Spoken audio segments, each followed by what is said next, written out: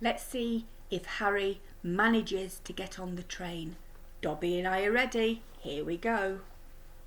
If you remember, he's going at a run towards the barrier between platforms 9 and 10. It didn't come.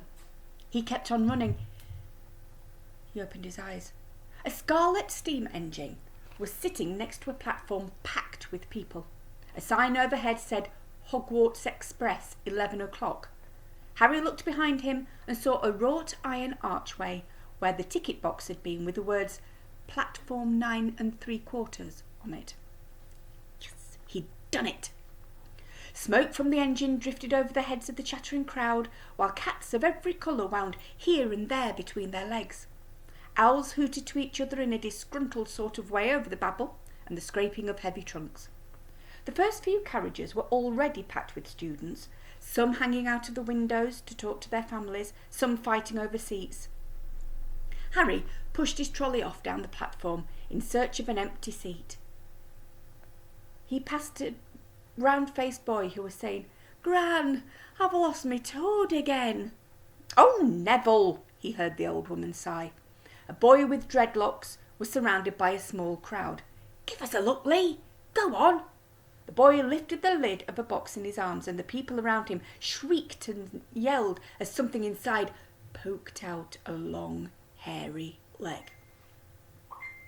Harry pressed on through the crowd until he found an empty compartment near the end of the train. He put Hedwig inside first, and then started to shove and heave his trunk towards the train door. He tried to lift it up the steps, but could hardly raise one end, and twice he dropped it painfully on his foot. Want a hand? It was one of the red-haired twins he'd followed through the ticket box. Oh, yes, please, Harry panted. Oi, Fred, come here and help. With the twins' help, Harry's trunk was at last tucked away in a corner of the compartment. Thanks, said Harry, pushing his sweaty hair out of his eyes. What's that? Said one of the twins suddenly, pointing at Harry's lightning scar. Blimey, said the other twin. Are you? He is, said the first twin. Aren't you? He added to Harry. What? Said Harry Potter. Harry Potter, chorused the twins. Oh, him, said Harry. Yes, I am. The two boys gawped at him, and Harry felt himself going red. Then, to his relief, a voice came floating in through the train's open door. Fred! George! Are you there? Coming, Mum. With the last look at Harry, the twins hopped off the train. Harry sat down next to the window, where, half hidden, he could watch the red-haired family on the platform and hear what they were saying. Their mother had just taken out her handkerchief. Ron, you've got something on your nose. The youngest boy tried to jerk out of the way, but she grabbed him and began rubbing the end of his nose. Mum, get off! He wriggled free. Oh, has Ickle Ronnie got something on his nosy? Said one of the twins. Shut up, said Ron. Where's Percy? Said their mother. He's coming now. The oldest boy came striding into sight. He'd already changed into his billowing black Hogwarts robes, and Harry noticed a shiny red and gold badge on his chest with the letter P on it. Can't stay long, Mother, he said. I'm up front. The prefects have got 2 compartments to themselves. Oh, are you a prefect, Percy? Said one of the twins with an air of great surprise. You should have said something. We had no idea. Hang on. I think I remember him saying something about it, said the other twin. Once or twice, a minute, all summer. Oh, shut up, said Percy the prefect. How come Percy gets new robes anyway? Asked one of the twins. Because he's a prefect, said his mother fondly. All right, dear, well, have a good term. Send me an owl when you get there. She kissed Percy on the cheek and he left. Then she turned to the twins. Now you two, this year you behave yourselves. If I get one more owl telling me you've blown up a toilet or... Blown up a toilet? We've never blown up a toilet. Great idea though, thanks Mum. It's not funny. And look after Ron. Don't worry, Ickle Ronnykins is safe with us.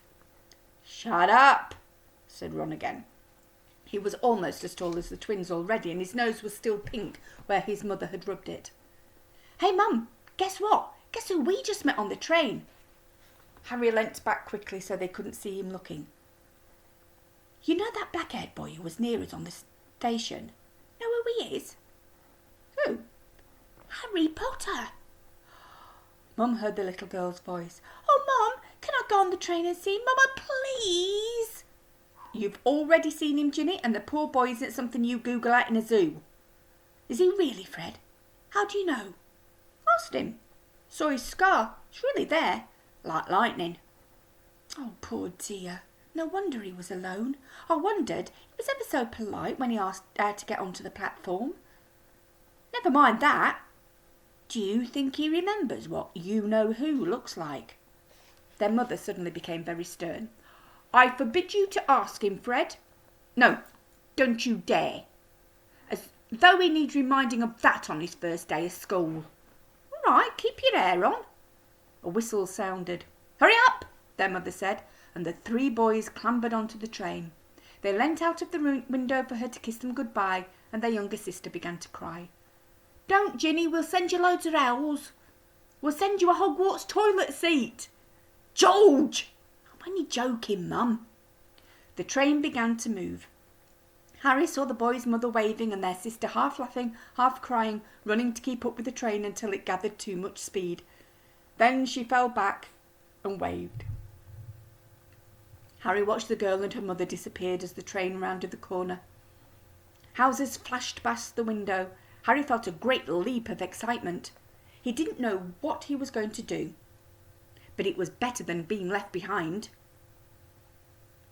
The door of the compartment slid open and the youngest red-haired boy came in. Anyone sitting there? He asked, pointing at the seat opposite Harry. Everywhere else is full. Harry shook his head and the boy sat down. He glanced at Harry and then looked quickly out of the window, pretending he hadn't looked. Harry saw he still had a black mark on his nose. Hey, Ron, the twins were back. Listen, we're going down the middle of the train. Lee Jordan's got a giant tarantula down there. Right, mumbled Ron. Harry, said the other twin, did we introduce ourselves? Fred and George Weasley, and this is Ron, our brother. See you later then. Bye, said Harry and Ron. The twins slid the compartment door shut behind them. Are you really Harry Potter? Ron blurted out. Harry nodded. Oh, well, I thought it might be one of Fred and George's jokes, said Ron. Have you really got, you know... He pointed at Harry's forehead. Harry pulled back his fringe to show the lightning scar. Ron stared. So that's where you-know-who... Yes, said Harry, but I can't remember it. Nothing, said Ron eagerly. Well, I remember a lot of green light, but nothing else. Wow, said Ron. He sat and stared at Harry for a few moments. Then, as though he suddenly realised what he was doing, he looked quickly out of the window again. Are all your family wizards? Asked Harry, who found Ron just as interesting as Ron found him. Yeah, I think so, said Ron.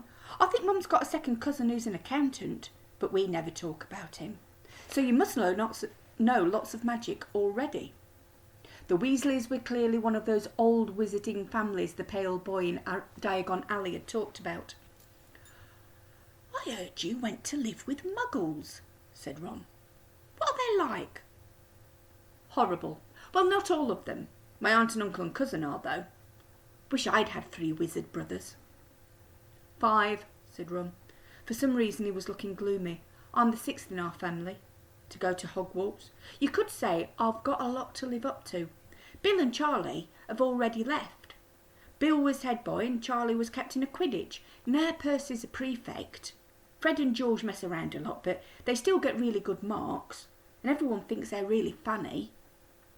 Everyone expects me to do as well as the others. But if I do, it's no big deal because they did it first. You never get anything new either with 5 brothers. I've got Bill's old robes, Charlie's old wand, and Percy's old rat. Ron reached inside his jacket and pulled out a fat grey rat, which was asleep. His name's Scabbers, and he's useless. He hardly ever wakes up. Percy got an owl from my dad for being made a prefect, but they couldn't afford... I got Scabbers instead. Ron's ears went pink. He seemed to think he'd said too much because he went back to staring out of the window. Harry didn't think there was anything wrong with not being able to afford an owl. After all, he'd never had any money in his life until a month ago, and he told Ron so, all about having to wear Dudley's old clothes and never getting proper birthday presents. This seemed to cheer Ron up. And until Hagrid told me, I didn't know anything about being a wizard, or my parents, or Voldemort. Harry gasped. What? Said Harry. You said you know whose name, said Ron, sounding both shocked and impressed. I'd have thought you, of all people. I'm not trying to be brave or anything, saying the name, said Harry. I just never knew you shouldn't. See what I mean? I've got loads to learn. I bet, he added, voicing for the first time something that had been worrying him a lot lately. I bet I'm the worst in the class. You won't be. There's loads of people who come from Muggle families, and they learn quick enough. While they'd been talking, the train had carried them out of London. Now they were speeding past fields full of cows and sheep. They were quiet for a time, watching the fields and lanes flick past. Around 12:30 there was a great clattering outside in the corridor, and a smiling, dimpled woman slid back the door and said, "Anything off the trolleys, dear?" See what happens on the train next time.